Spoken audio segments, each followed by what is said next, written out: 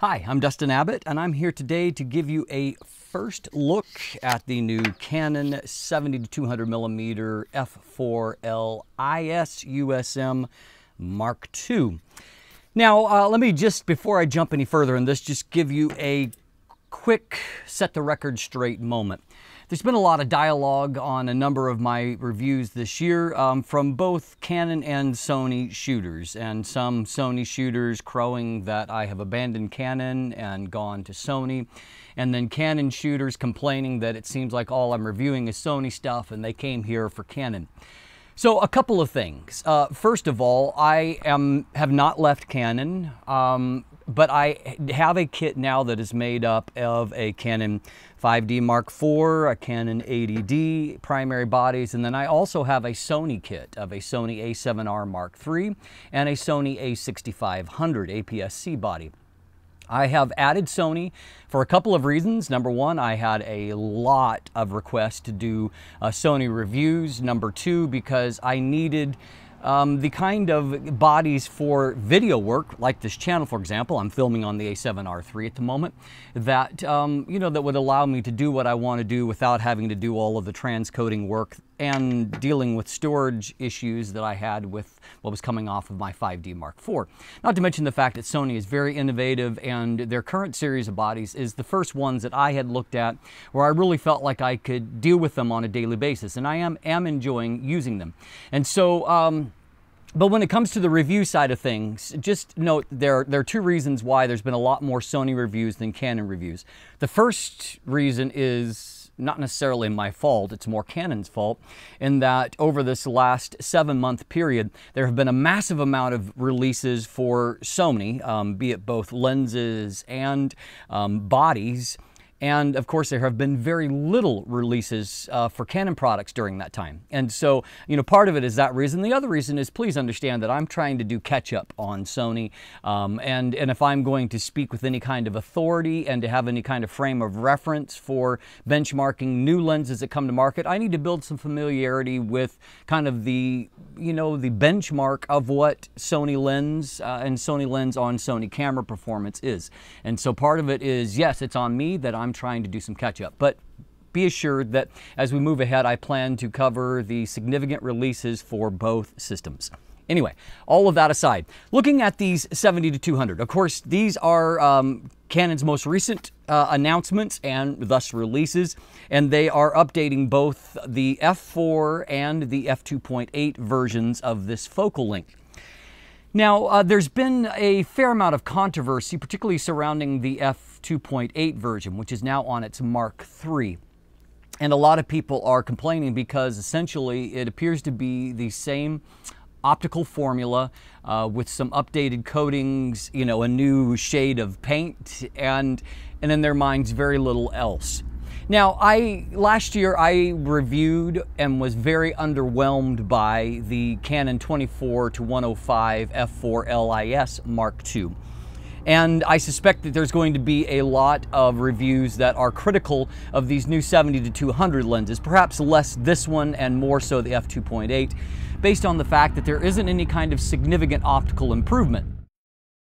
Now, I've heard some apologists try to say, well, I mean, the lenses were pretty close to perfect anyway, and so, there's not really a whole lot of room for improvement. And speaking on that from an optical perspective, of course, if that were the whole story, then why try to improve them at all? I mean, people continue to buy these lenses already as they were. They're successful. I think that there's more to it than that. And so here is my 2 cents for those of you that are interested. Number one, I think that there are two significant improvements you're going to find, particularly as I look at this. I'm familiar with the predecessor of this lens. I've owned personally both the non-IS and the IS version of the lens, 2 copies of each over my period of being a photographer. And so I can tell you that one thing that is majorly improved is not just the efficiency of the IS system in this new version of the lens, but also the amount of noise that it makes. And so before, I found with the f4L IS that I always kind of compared the IS system to a few angry bees trapped inside the lens barrel when IS was enabled. With this new lens, You will hear a slight sound when it engages, but unless you put your ear right next to it, all you'll hear is a light whirring inside with your ear very close. But it is not loud in the way that the last one was at all. So that's number one issue. And so when it comes to that, remember that when the last versions of these lenses were released, video on DSLRs was basically it just basically didn't happen. It wasn't on the radar of camera manufacturers. These were lenses that were designed for stills, not for video. And so a byproduct of that is that, of course, now video is a huge part of why people use lenses like this. And so these lenses are now going to be more optimized when it comes to the sound and the behavior of the IS system to work more smoothly for working in various situations, including video. In the case of this lens, you have gotten some additional options there for the image stabilizer. 3 different modes that can be accessed now. The first is going to be your best one for video. It does the most efficient job of holding the viewfinder locked in and stable, and it does a good job of that. Mode 2 is going to be your mode for panning, and so it's only locking one axis of movement, which allows you to pan more smoothly without interference from the IS system. And then the final system, it focuses less on kind of stabilizing the viewfinder, and does more kind of like Tamron's capture priority mode, to where it just focuses on stabilizing the image at the time of capture. And so if you have fairly steady hands, or if you're tracking erratic subjects, this is going to be your best option because it allows you to move easily. But note that when you actually fire the shot, IS kicks in. It's going to stabilize and often gives you your very best stability performance. And so there's one improvement. The other improvement is when it comes to the autofocus system. Now, those of you that have used older USM lenses with video servo AF, or in live view, in this case, of course, Canon's DP-AF is almost universally across its camera line. It's a great technology, but older USM lenses, not so great with it. For one thing, they don't focus in a smooth, gradual enough fashion. They tend to make a lot of micro adjustments, hunting back and forth. And while doing that, just the nature of the focus motor, it makes a lot of noise while doing that.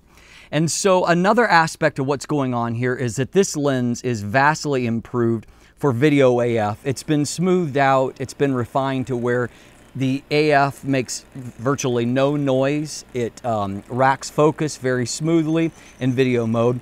And also, of course, beyond that, if you're in DP-AF mode, live view, it focuses, basically as fast as what it does in using traditional phase detect viewfinder AF. So, here's my theory on this. Obviously, even in the current bodies, this is important. These things that I have just mentioned become increasingly important if you're talking about going to a mirrorless system, which most of Canon's mirrorless efforts as of late have included some variation of DP-AF. It's almost certain that when they come out with their full frame mirrorless, which is rumored to come soon, it is going to leverage some aspect of DP-AF, dual pixel AF technology. And so byproduct of this, I think that part of what Canon is doing is less about optical improvement. You need to get maybe that out of your mind. I think there is some optical improvement here, but it's going to be minimal. I saw very little optical improvement with the 24-105 f4 LIS Mark II. But what I did note is that the AF behavior was much smoother and quieter. It worked much better via adapter on mirrorless. I also found that the IS was more efficient and it was quieter in operation. In other words, they are updating these very important lenses with incredibly good optics. I mean, let's be honest, these lenses have been the benchmark for optical performance. So they're updating them into the kind of package that modern photographers are going to need. And so I think that Canon maybe is setting the stage for its next wave of mirrorless also, which gives me hope that in some way they'll be able to leverage the EF mount for that camera, which I think is very, very important for them. So moving on and furthering this discussion, I still have on hand, mostly because Tamron hasn't collected it from me yet, and so I realized it was sitting in my gear closet. I actually still have the Tamron 70-210 f4 VC lens on hand, and so I'll be able to do at least some quick comparisons with that. But one thing I'll quickly note that yes, the Canon is a more expensive lens. It comes at a price point of $12.99 US compared to $800 US for the Tamron. So yes, I recognize that it occupies a different price strata. That being said, the Canon definitely feels like the more premium lens. The build is very, very nice on this lens now. Not that it was bad before, but it's better yet. The design feels more premium, right down to the rings here. And of course, if, depending on what you're accustomed to, you'll either like or dislike one of these two setups. And so in the case of the Tamron, the zoom ring is towards the very front of the lens. And it also zooms in the Nikon direction, which is also, by the way, the Sony direction. It's everything but Canon direction. And sometimes we Canon shooters forget that. And then the focus ring is the one closest to the body. The opposite is true here on the Canon lens, which in fact, the zoom ring is the closest to the body. And by the way, I want to say that I really like the way that it's ribbed, the way that it feels. And to me, it has a really kind of cool contour here where it kind of flares in the zoom ring itself, which to me, it kind of has somewhat of a premium look. I like it. And everything here works very smoothly. And I much prefer the manual focus ring compared to the Tamrons. The Tamrons is really low profile. The ribs have very little depth to them. And so in a tactile sense, I really prefer the way that the Canon zoom ring feels. It also has a little bit more focus throw than what does the Tamron, and so I also like that, and it feels a little bit more definite when it comes to that. So positives there. Also, in a physical comparison, the Tamron has only two switches on it. Very basic on-off for manual focus, and then on and off for VC. And so you can't change any of the zoom modes. It's also lacking and could have benefited from, as I noted in my review, which if you missed that, you can catch it here. I did note that it could benefit from a focus limiter, which the Canon does have. It has just two positions, either full or from 3 meters to infinity.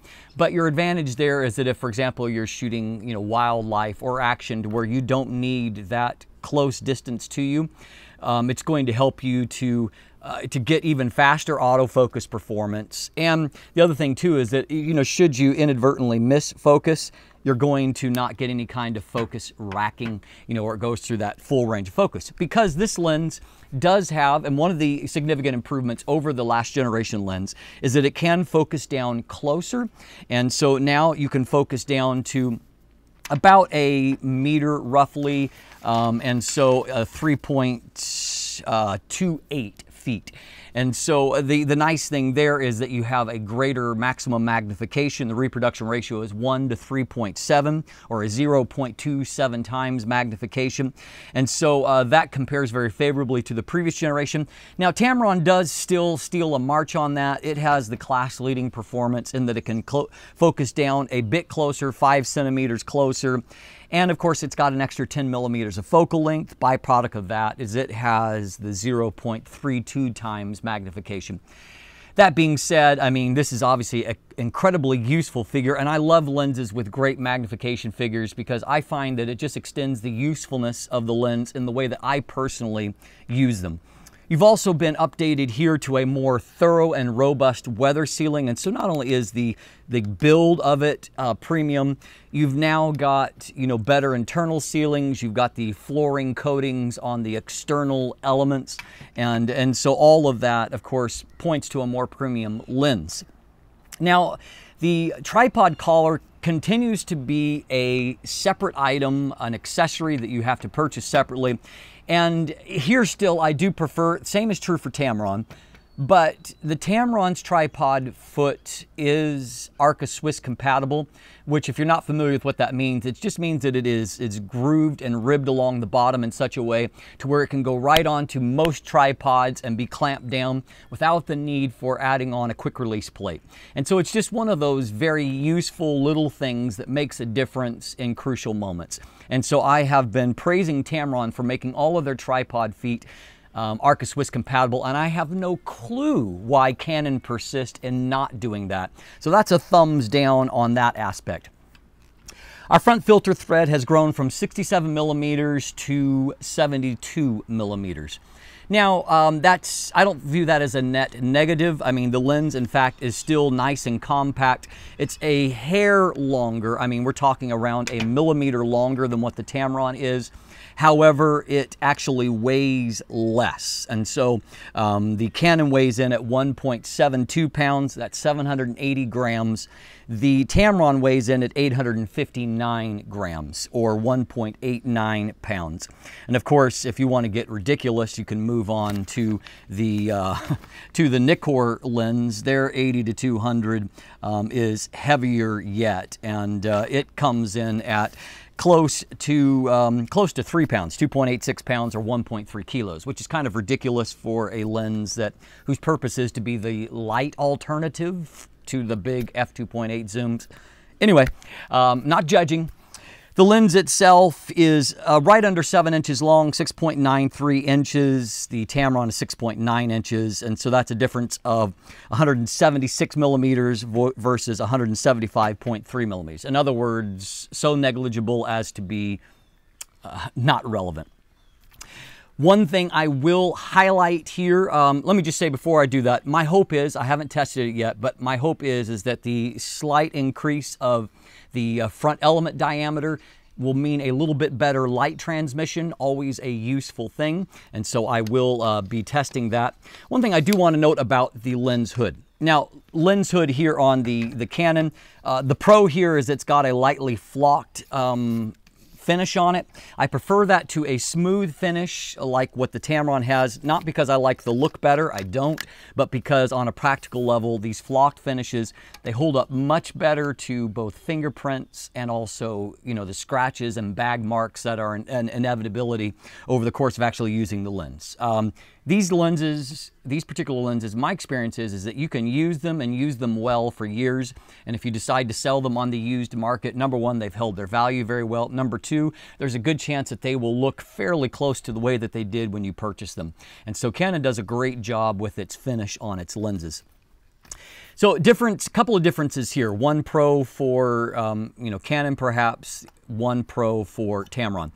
Tamron's lens hood is kind of a pedal shape, as you can see. Canon's lens hood is, you know, just a, you know, kind of a flat circular one. The lens hood themselves are roughly the same length, but here is the plus for Tamron. When it reverses, as you can see, it reverses on there very, very tight. And so it adds very, very little extra girth, you know, for storing the lens. The Canon hood, not so much. It reverses and in a way that I strongly dislike, in that it is widely flared.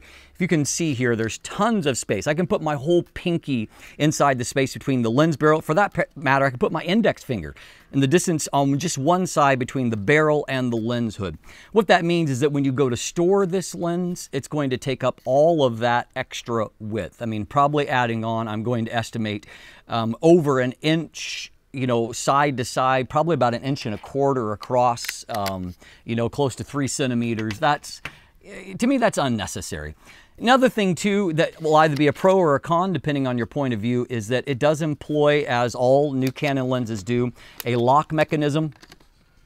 I have to tell you that I personally don't find that the lock is necessary. I think that if you have a nicely engineered hood that has a strong detent there, I don't have a problem with that just randomly breaking free. And so to me, it just adds an extra step. Now, your mileage may vary. I recognize that. Maybe you've had issues with them coming loose, and so this is a great feature for you.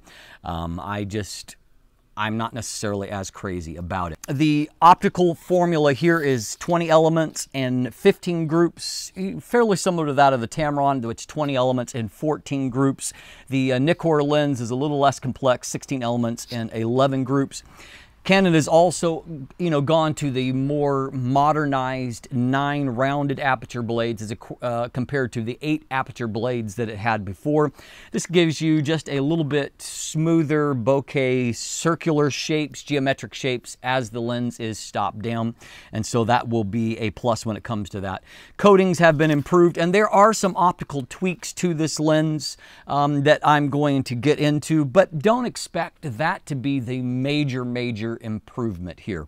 The major improvements, as I've mentioned, are going to be to not just the build, but to the performance of the lens in the way that modern cameras function. So stay tuned to how that plays out.